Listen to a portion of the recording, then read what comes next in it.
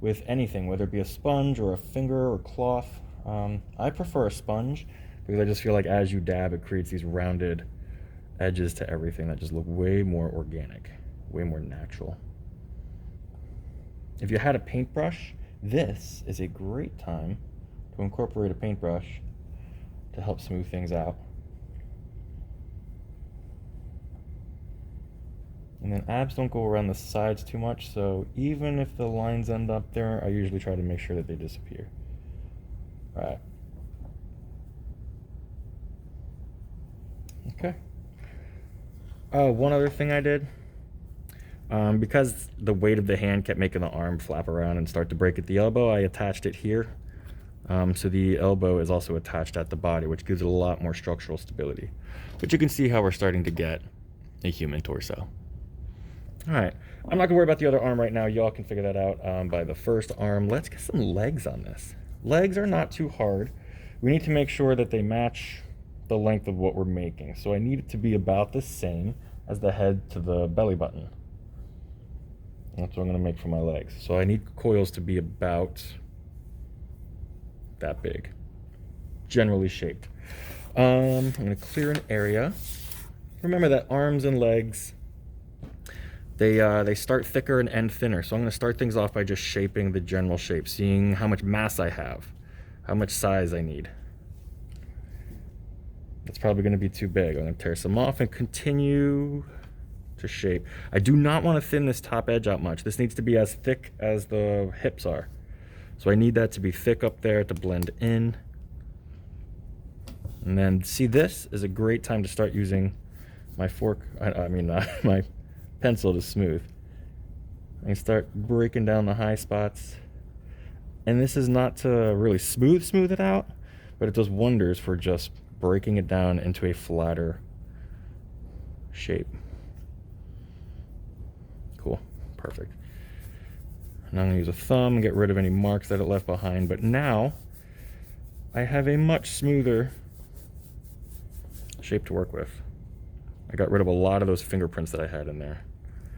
Okay, I'm pinching in specific places. I'm gonna pinch around where the knee is because that can be our kneecap.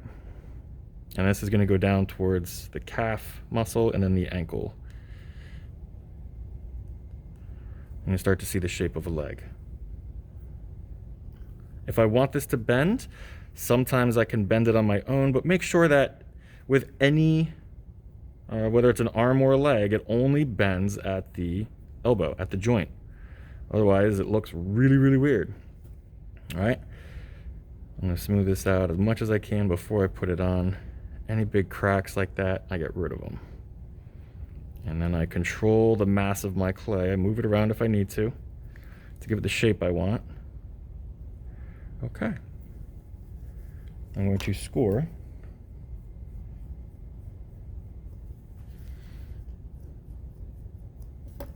And slip like well.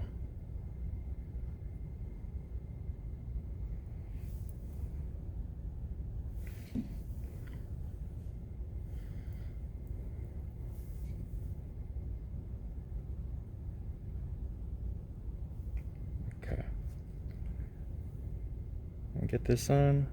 I gotta make sure it lines up about with the middle. And I'm gonna wiggle because I don't want to crush it. Okay. Lay this down to support its weight.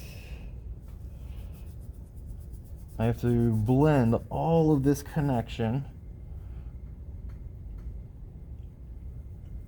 or else it's not going to look like it's part of the form.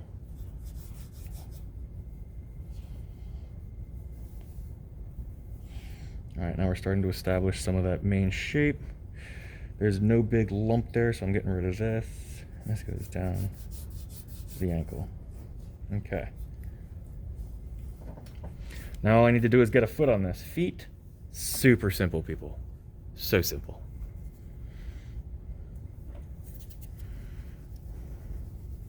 I'm gonna make a ball. I think I'm gonna make this a little bit bigger of a ball. It's trial and error. If it's not the right size the first time, you just do it again. There we go.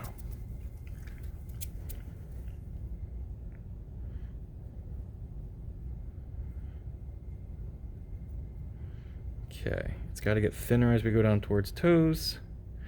And then I want there to be a basic heel. So I'm creating basically a duck foot that you might think about, like a little duck fin. Quack, quack, quack.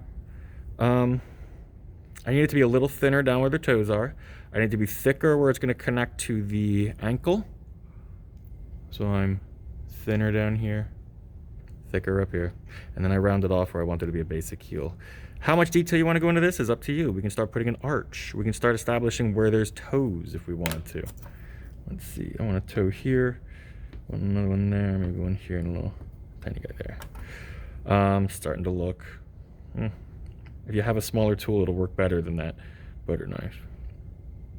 Round all that off.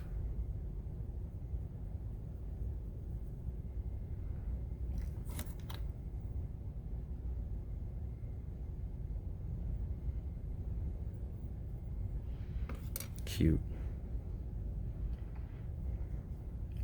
All right. I need to make sure this is a good connecting point. With how sloppy the edge is from cutting and rolling the coil, I don't like that. So I clean that up and make it smooth. Then I can score it. Yes, I smoothed it to score it. Deal with it.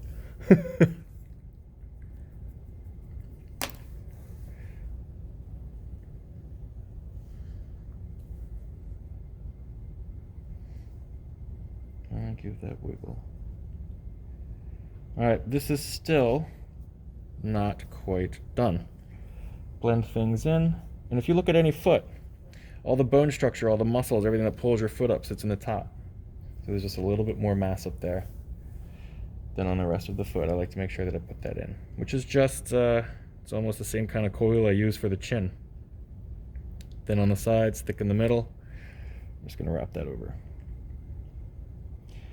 Then blend it down and blend it up. Adding this amount of clay not only makes it look more like a human foot, more like a natural foot, it also, immediately as I connect the bottom and the top of that coil, it supports and creates a sturdier structure where this foot is no longer wobbling. All right, I gotta be careful because that's gonna stick to the table. You'll notice that mostly I'm working on a cloth to make sure I'm not sticking to the table. This is not going to be able to stand on its own by any means. Here, I'll turn it this way. This leg will not support the person until this starts to dry or gets fired. So make sure that if you're moving this around, you're really, really careful with where you're moving it to, how you're manipulating it, how you're moving it. Because if I bump anything, or if I just pick this up, this leg is coming right off. It's not going to stay on. All right? At this point, you would decide what are they wearing. If they are wearing a long tunic, you would probably not sculpt all of the legs. You could use a solid mass of clay to make it look like legs wearing a tunic, things like that. We can add armor onto this. We can put things in hands. We can put helmets on. We can change positions. If we wanted this leg to be up and out, it's not hard. You just attach it like I did the arm, where it had the cut in it. It's bent at an angle, so it would be out and then down to a foot. All right, so here we are. This is the beginning of sculpting the human body.